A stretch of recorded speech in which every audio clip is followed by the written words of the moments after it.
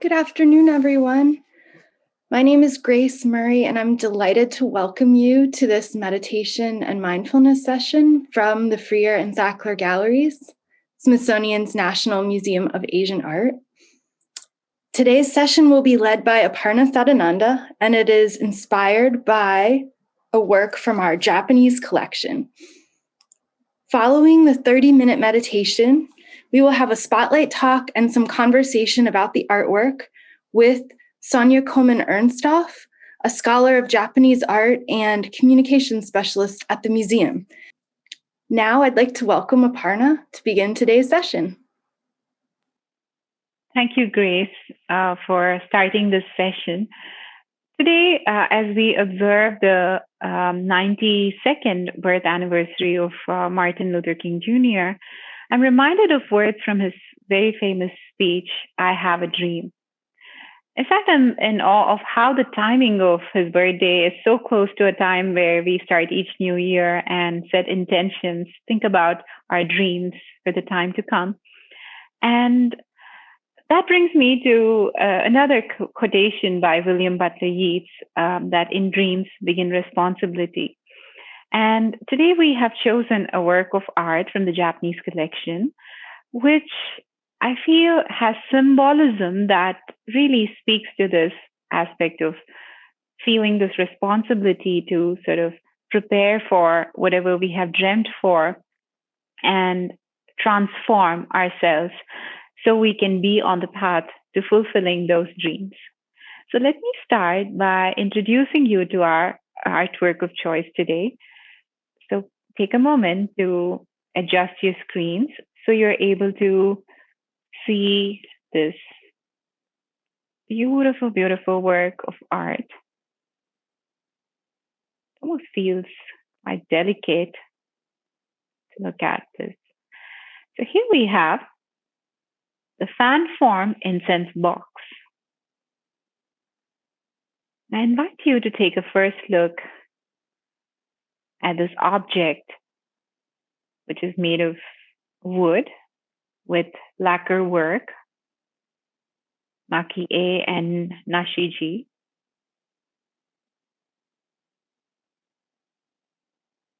Just take a few moments in its presence.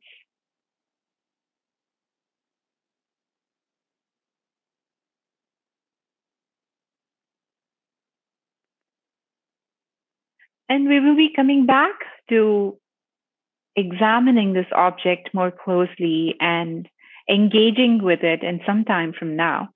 But if for any reason you would like to engage with this object on your own, you're always welcome to click on the link that Yining has shared in the chat, and you can just be with it on your own.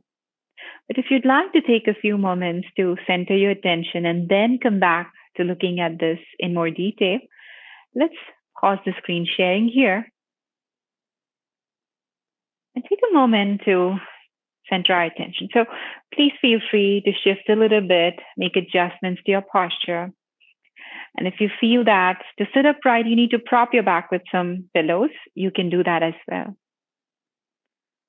Make yourselves at home where you are, just as you are. Let's start by sharing 3 breaths together. Breathe in through the nose and breathe out through the mouth. Again, together we breathe in. Together we breathe out. One more time.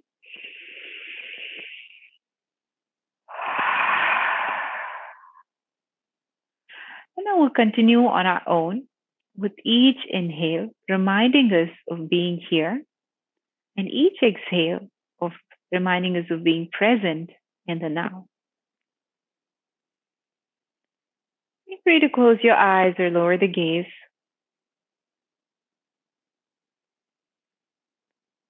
We can direct all our senses inwards.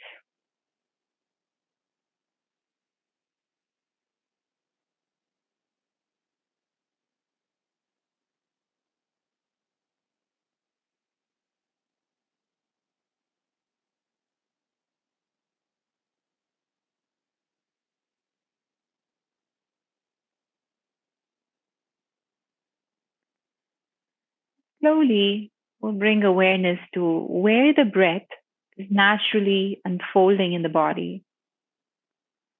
For instance, we might bring awareness to the chest rising and falling. Sometimes our breath is naturally deep that we can feel the belly rise and fall.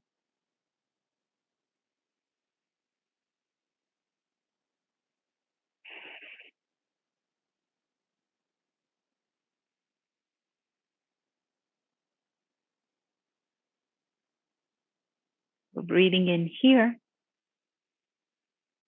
breathing out in the now.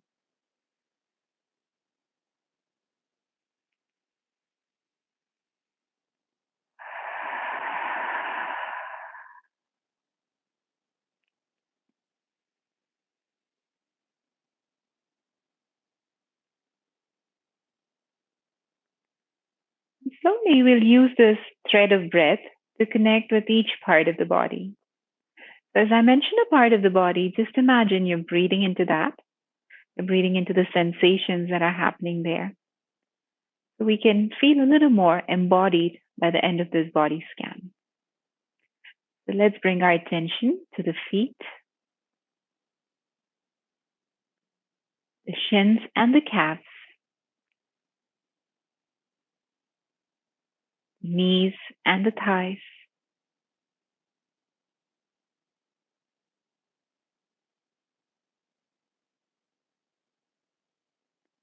the hips and the feet,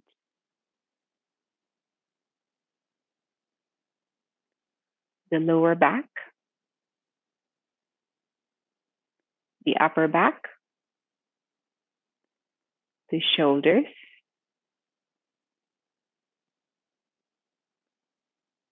the chest,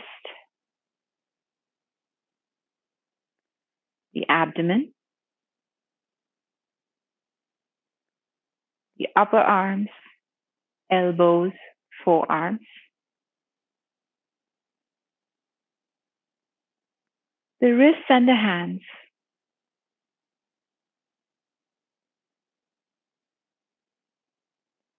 the neck, the face, the head, the entire body. Breathe with this awareness of the energy of the breath permeating every cell of the body.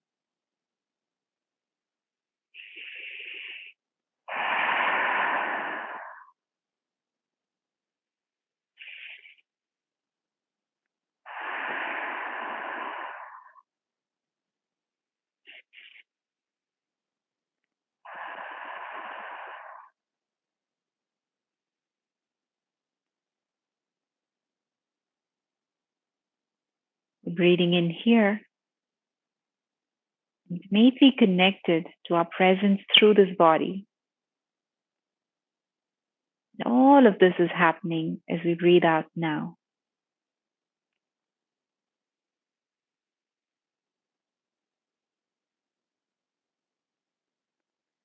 If you notice that as you checked in with the body, there was tension somewhere, you could try making intentional movements, or maybe breathe in and squeeze all the muscles, and then as you breathe out, relax the whole body. So slowly, we can all find that space of relaxed awareness.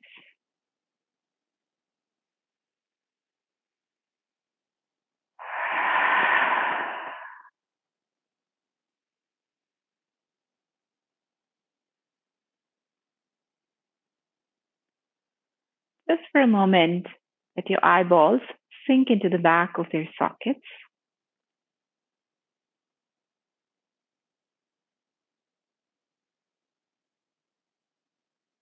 So when the eyes open, we have a quality of focus in our gaze. At the same time, that gaze is soft and easy.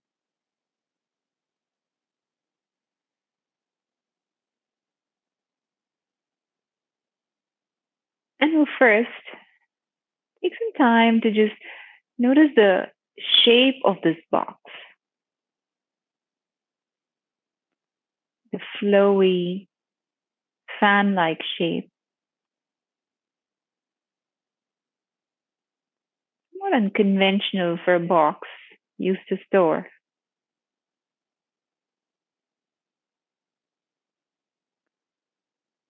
And we could use that flowy shape of this box to inspire us to relax into our being here and now.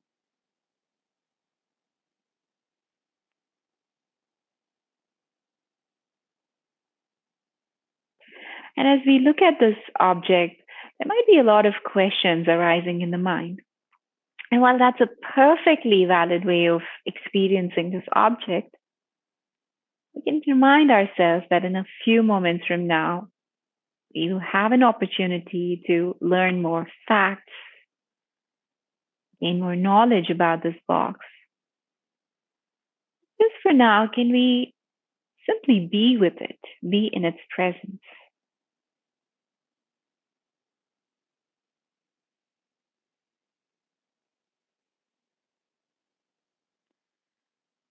Now let's take a slightly closer look at it.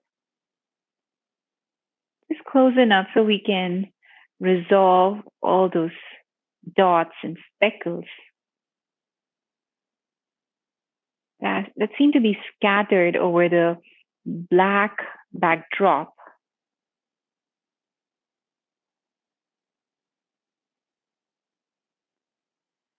And allow your gaze to trace through the flowy, the intertwining vines, almost arabesque pattern there.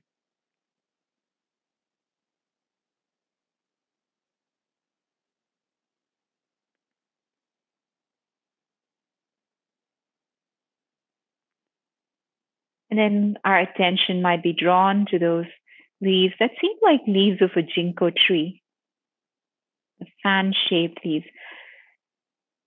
sort of mirroring the fan shape of this box.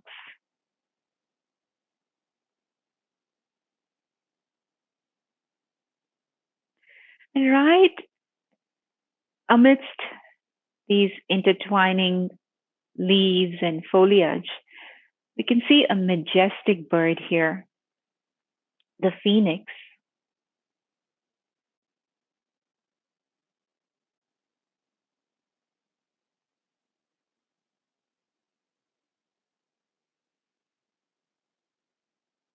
Feathers and wings spread out, nice and long.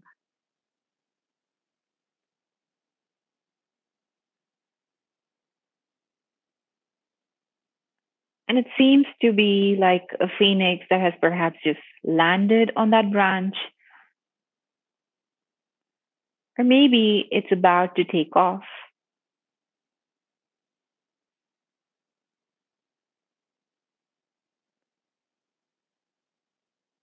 What are the thoughts that are rising in response to the expression, the eyes of the phoenix?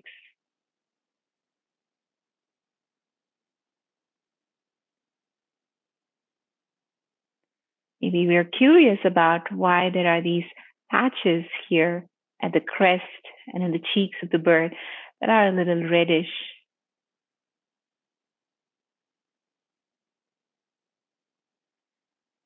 As we look closer, we might also see the effort that the artist has taken in bringing a shading quality to the wings of the bird. So it's not all just gold. There's a gradation from more grayish undertone, the more golder tones.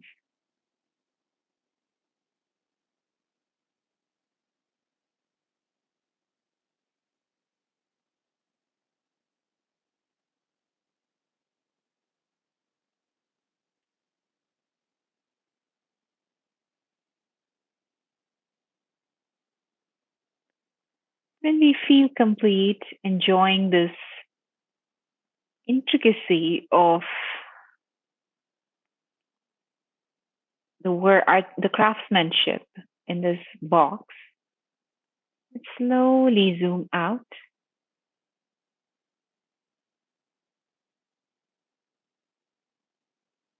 We'll now take a different look, a different angle of viewing. We can experience the three dimensionality of the box and the continuation of the vines on the sides of the box.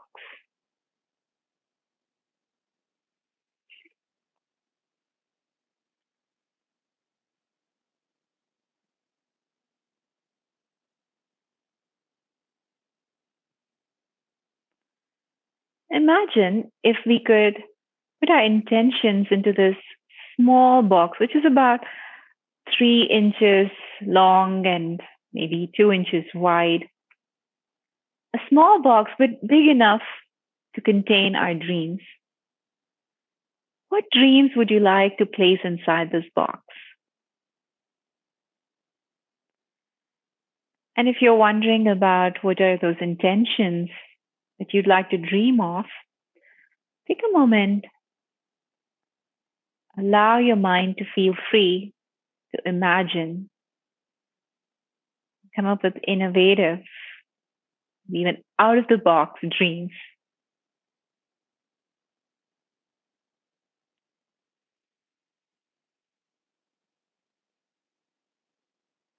Imagine you're putting those dreams into this box.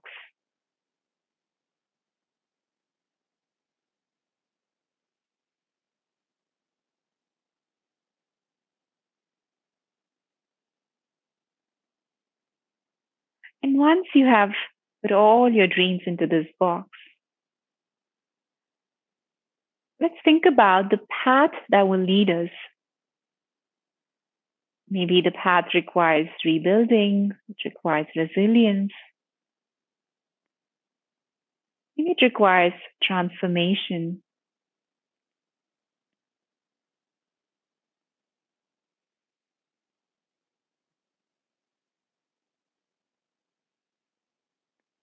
Take a moment to ponder over what is it that we need to bring into our lives so we can be set on this path towards the dreams.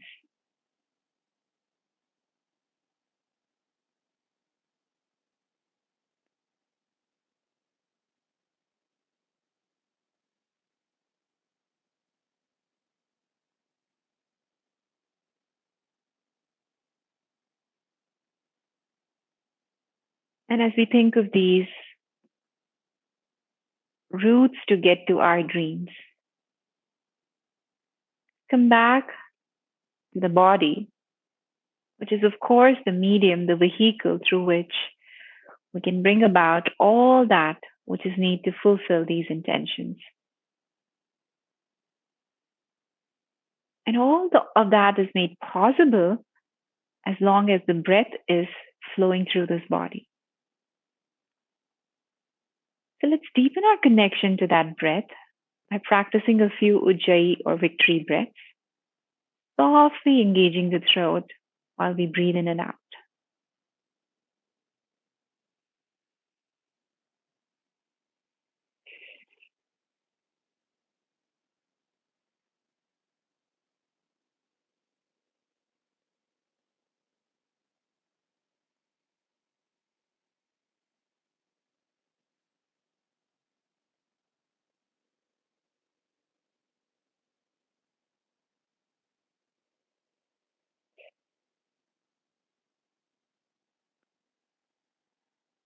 And eventually let the breath deepen so we can feel the belly expanding and contracting in response to the inhale and exhale, respectively.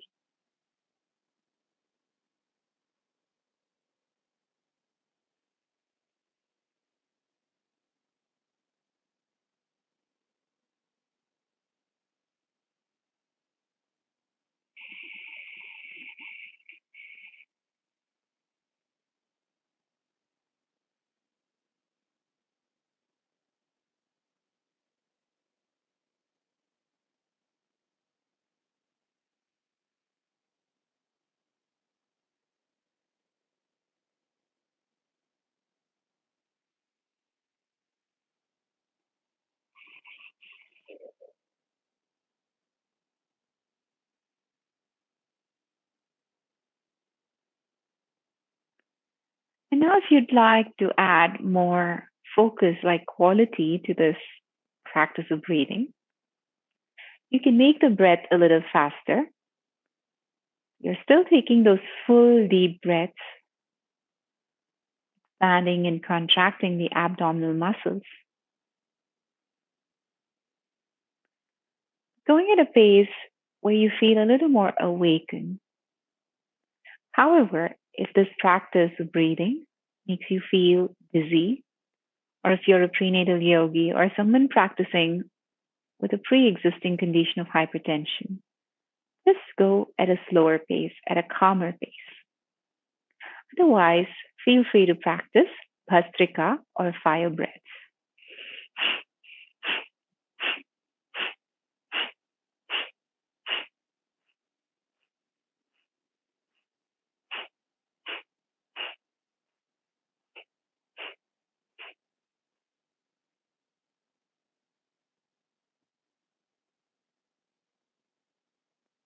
And for those who would like to practice an even more stimulating kind of breath, you could try Kapalabhati breathing, where we go much faster than the Bhastrika pace of breathing, but we don't really try to inhale. We just focus on the exhale and strongly drawing the belly to spine.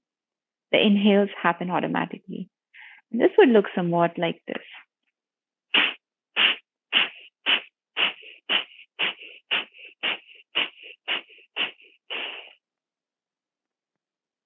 Feel free to practice a few of these breaths and see if this is a technique that is for you today.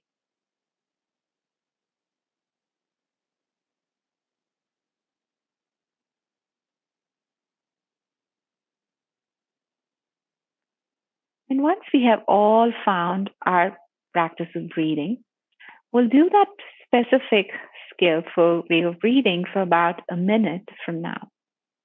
I'll track the time while you go ahead and explore your practice.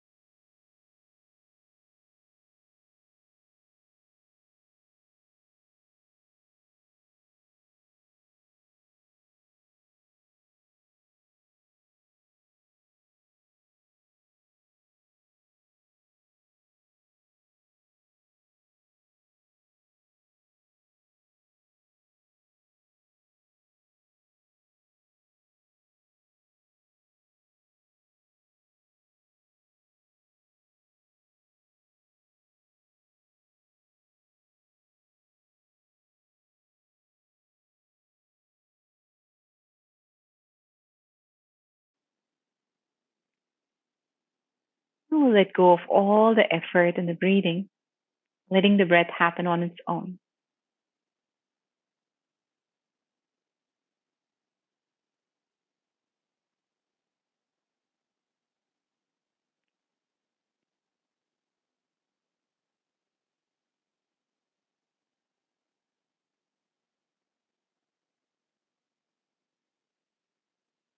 And notice how the body and the mind might be responding to the breath.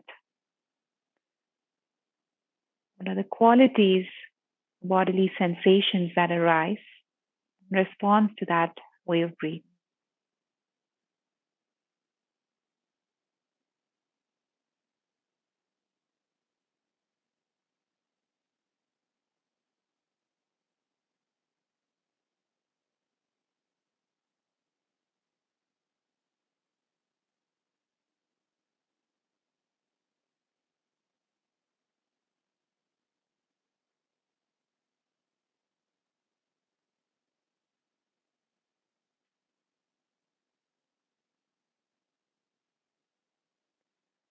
Now we'll go back to that way of breathing that we chose, focusing on the exhale and the bracing of the core.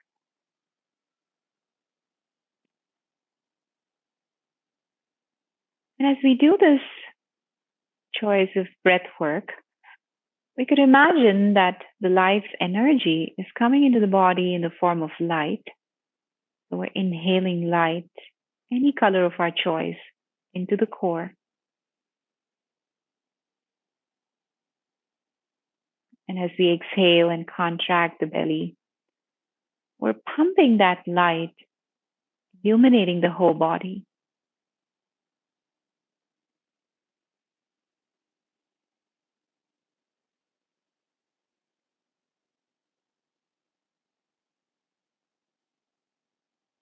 May the whole body be energized.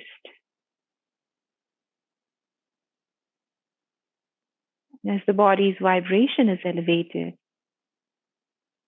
may that elevate the vibration of our thoughts.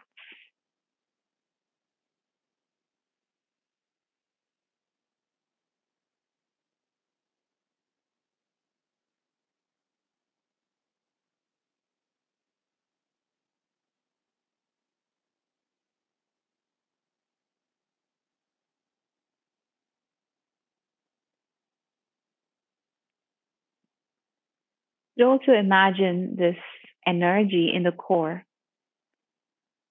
as a fire of alchemical transformation. We could offer all that which needs to go, all that which has finished its purpose. We could offer that to this fire. Let it all be transformed.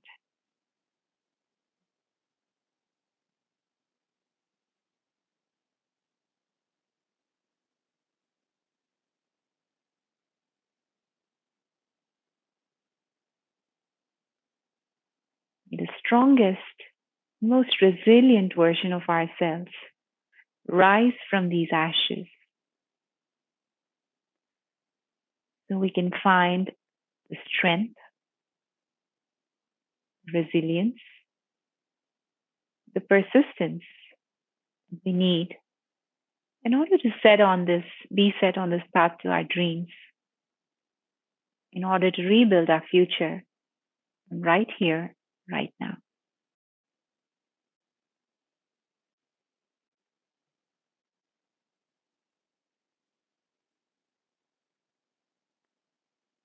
Whenever we feel inspired to proceed towards these dreams, and slowly come back to the body, come back to our presence,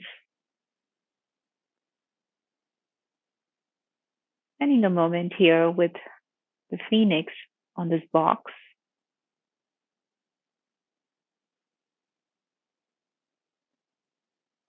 Carving that shows up as the artisan works on so many layers of lacquer, just like life experiences, forming these different layers to which we carve the story of our dreams. When your practice feels complete, let's close by joining palms in prayer, acknowledging the light within with a silent namaste to the self, a silent namaste to all those artists whose work has inspired us in our meditation today. We're thanking them for that creative energy. And finally, may we close by offering a namaste to all of us, to each other in this meditation. We're saying the light in me honors the light in you. And thank you all so very much for choosing to share your time, energy, attention, and presence with me in this meditation. I hope you found this useful. Now we'll go back to Grace so we can continue exploring and learning about this artwork in a more intellectual sense. Thank you. Thank you so much, Aparna, for taking us on that journey. And now I'd like to invite Sonia to join us to tell us a little bit more about the beautiful box that we've been looking at. Good afternoon. And thank you, Aparna, for that beautiful meditation. I hope you're all feeling better after this beautiful practice of breathing and looking. So I would like to focus on 3 aspects of this object. First, its material. Second, its shape. And third, its decoration. So let's start with its material. Aparna mentioned in the meditation that this object has many layers. Indeed, it has so many layers. It's made out of wood, and then on top of it, we have a thick, rich layer of black lacquer. And then on top of the lacquer, we have the makie, these cut and pasted bits of gold foil in scattered patterns. Then we also have the nashiji makie, which are gold flakes sprinkled over the surface, with lacquer applied on top of the sprinkles and burnished with charcoal so that the gold can be seen through. And then we have the phoenix and the beautiful branches from which it emerges. So many layers and so much work that went into this box, which is really, really tiny.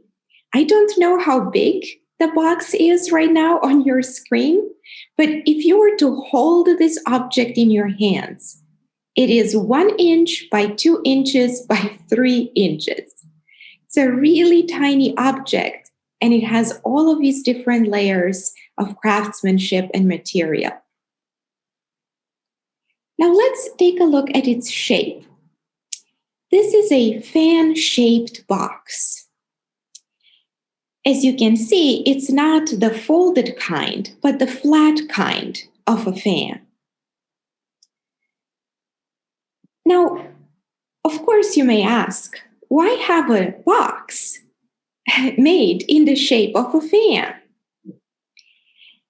This is a principle, an aesthetic principle in Japanese art that is very much at the core of Japanese art, which is playfulness. It's playful to have an incense box that resembles a fan. In a way, we all need to be more playful in order to stimulate our creativity. This is definitely something that Japanese artists and craftsmen engaged in. If we go back a little bit to the material, look at how the sprinkles of the nashiji look over the black background. Nashiji has the word nashi in it, which in Japanese means pear. Can you recall how the skin of a Japanese pear looks? It's a little bit like this, isn't it? With these little burnished sprinkles all over the skin. That's how this technique was named, because it looks like the peel of a Japanese pear. So this object, although an incense box, it's shaped like a fan, and its surface looks like a Japanese pear. It is an incense box, and the incense aspect of it has a very long and rich history in Japan as part of what is called kodo, or the way of fragrance. It's a highly ritualized practice of preparing and enjoying the fragrance of incense. It goes all the way back to a mythical story of aloes wood that drifted and was found by Empress Suiko, which started this long history of appreciation of incense in Japan. Lastly, let's touch upon the decoration. we all spent a little bit of time looking at this beautiful phoenix. The phoenix is a symbol of rebirth, as we all know. It's an auspicious symbol. And particularly in China and in Japan, it is a symbol of longevity and good fortune. In the esoteric Buddhist tradition, it was considered to be a vehicle for immortals on their way to the Western paradise. As we all know, it's a mythical bird. And as a fantastic creature, it combines features from different animals: a bird's beak, a swallow's jaw, a snake's neck, part giraffe, part deer, and a tail in the form of a fish. Can you see all of these animals in this phoenix? Maybe not. But it's a combination of different animals to create this mythical creature that transcends everything and helps us move to the next level in our self-awareness, in our understanding of the world. Thank you. I will stop here. And I look forward to your questions and to having a conversation about this beautiful object.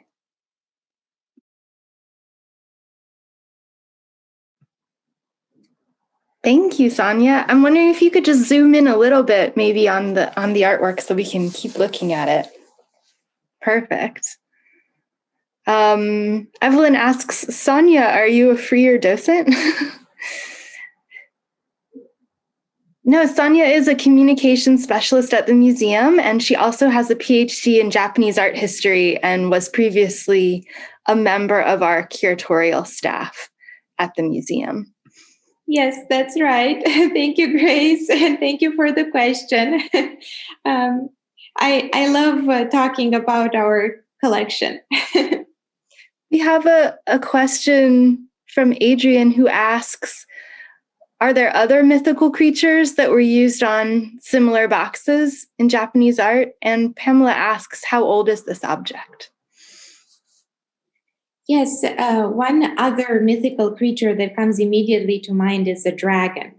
But dragons usually were depicted on ceilings and on really big folding screens to suggest the force of the dragon, the strength, the formidable nature of the creature. The phoenix was used more often on decorative objects. We see it very often on such incense boxes. The other question was, can you remind me, Grace? Yes. When was the object made? How old is it? Right. Thank you. The object was made in the 19th century, in the late Edo period in Japan. We have a couple questions about the head of the phoenix. And one person was wondering about which way the box goes. And when we were looking at it before, was it upside down? Someone else is asking, it appears rather fierce, the head of this bird. Is it showing bravery needed during the Buddhist rebirth process that you were talking about? Those are great questions.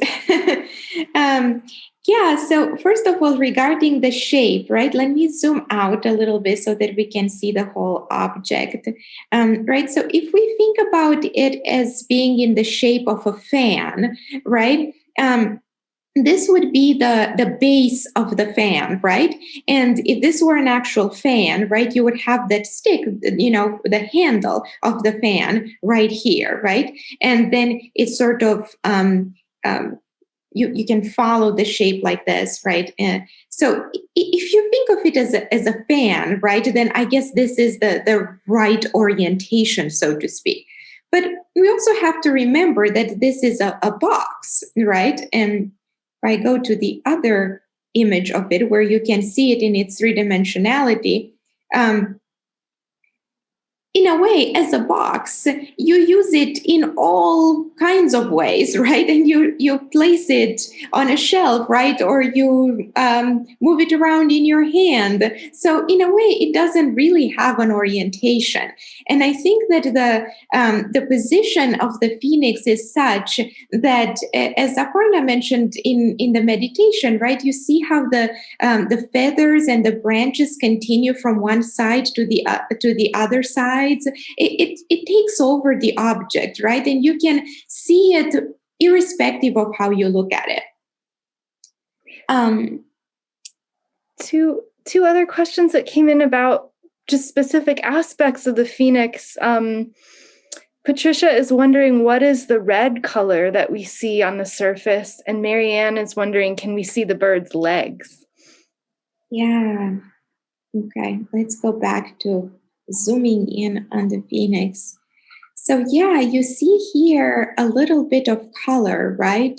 And it may be that some of it actually was scraped off, right?